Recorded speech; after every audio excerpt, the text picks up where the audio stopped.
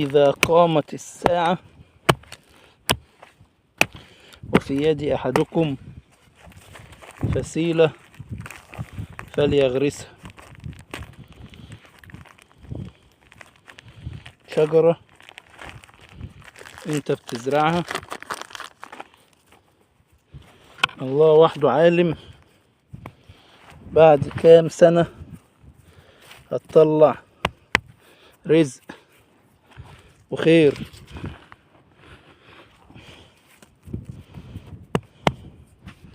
شجر الزيتون هتطلع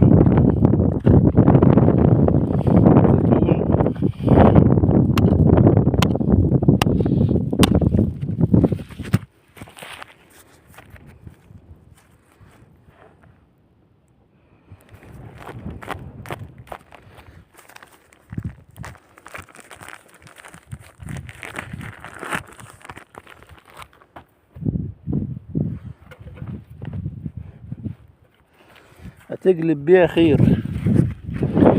الخير ده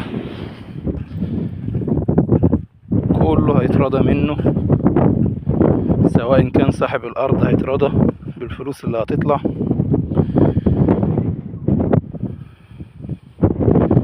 وكمان في ناس هتشتري الزيت ده. فالفلوس اللي انت هتاخدها مقابل الزرع ده رزق، والناس اللي هتاكل زيت الزيتون ده رزقها. تمام. الله عز وجل يحب إذا عمل أحدكم عملا أن يتقنه.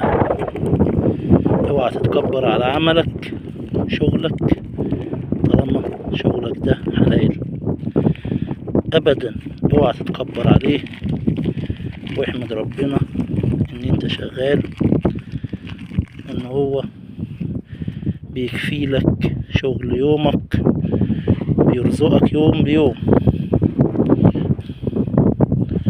دي احلى حاجة، انك تعيش على رزق يوم بيوم.